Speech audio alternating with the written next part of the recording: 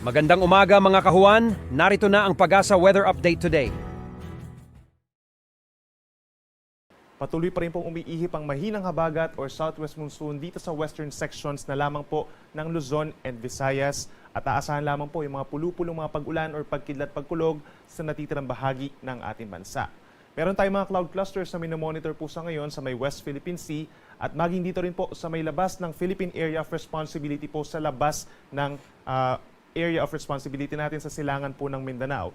Hindi natin inaalis yung chance na maging low pressure area ito sa loob ng 24 oras at pumasok din po ng ating PAR at posible sa mga unang araw po ng Setyembre ay magdala pa rin ito ng mga pag-ulan sa malaking bahagi po ng ating bansa, lalo na sa may Southern Luzon, Visayas, and Mindanao.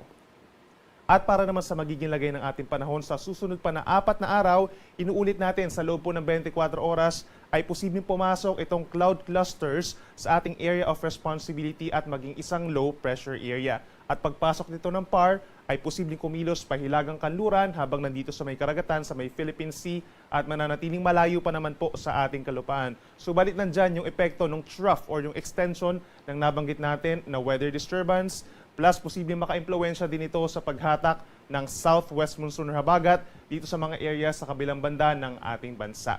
So by tomorrow, araw po ng Sabado, posible ang mga paulan dito sa may eastern side dahil dun sa trough, lalo na po sa hapon sa may Samar provinces, Caraga region at mga areas po sa may Davao region, lalo ng Davao Oriental and Davao de Oro. So mag-ingat po sa mga magiging pag-ulan dyan na maaaring magdulot ng mga baha at landslides habang ang southwest monsoon mananatiling medyo mahina pa rin po at magdadala ng pag-ulan sa may Palawan at bahagi ng Zamboanga Peninsula, Bangsamoro region and Socraten lalo na po bukas ng hapon hanggang sa gabi.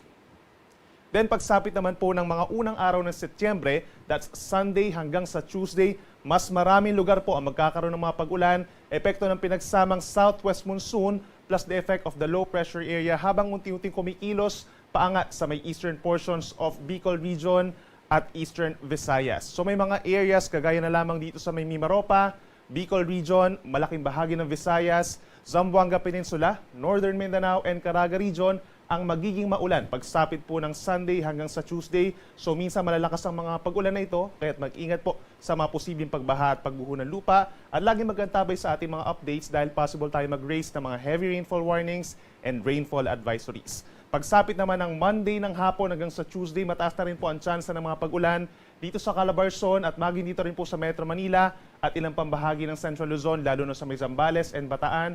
Bahagyang epekto rin po ng trough ng LPA or weather disturbance plus the southwest monsoon. So, kung kaya magdala po ng payong kung lalabas nga ng bahay at mag-ingat din po sa mga posibleng pagbaha at pagguho ng lupa at lagi makipag-coordinate po sa inyong mga local government units for possible evacuations kung lalakas ang mga pag-ulan at mataas ang tsansa ng mga pagbaha at pag-apaw ng mga ilog.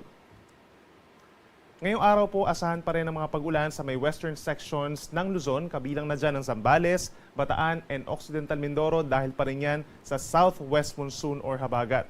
Asahan yung paminsa-minsa mga light to moderate with at times heavy rains at makulimlim na panahon sa mga areas na ito, kaya't mag-ingat pa rin po sa mga posibleng pagbaha at pagguho ng lupa. Sa natitirang bahagi ng Luzon, asahan pa rin ang bahagyang maulap hanggang kuminsan maulap na kalangitan at may mga areas this morning na maaraw naman. Habang dito sa may Bicol region bago magtanghali, posible mga pulupulong mga pag-ulan or pagkidlat pagkulog. Habang sa natitirang bahagi pa rin ng Luzon, kabilang ang Metro Manila, possible din yung mga isolated rain showers or thunderstorms na nagtatagal lamang po ng 2 hanggang 3 oras. Sa Metro Manila, temperature is between 26 to 32 degrees Celsius. Gayun din sa may parting Lawag and Legazpi, posible hanggang 32 degrees na init. Habang sa may Tuguegarao, sa may Cagayan, possible yung hanggang 35 degrees Celsius na air temperature. Sa ating mga kababayan po sa Palawan, magdala pa rin po ng payong dahil posible pa rin ang maulang panahon na paminsan-minsan ay lumalakas, lalo na po sa hapon, epekto yan ng southwest monsoon. Habang dito naman sa malaking bahagi ng Visayas, bahagyang maulap at madalas maulap ang kalangitan kung dito sa may northern portion, sa may Panay Island and Samar provinces. At meron lamang mga pulupulong mga pag-ulan o pagkidlat pagkulog na madalas sa malaking bahagi ng Visayas, pagsapit po ng hapon at gabi. Temperature natin sa Metro Cebu between 27 to 32 degrees Celsius.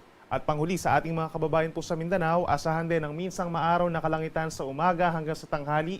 Habang pagsapit po ng hapon hanggang sa gabi, maraming mga areas sa po yung magkakaroon ng mga pulupulong mga pag-ulan or mga localized thunderstorms na nagtatagal lamang po ng 1 hanggang 2 oras. Temperature naman natin dito sa may Metro Davao at saka sa may Zamboanga City hanggang 33 degrees Celsius pagsapit ng tanghali. Sunrise po natin ay 5:44 pa rin ng umaga at bahagyang aagap ang sunset natin na 6:09 ng gabi.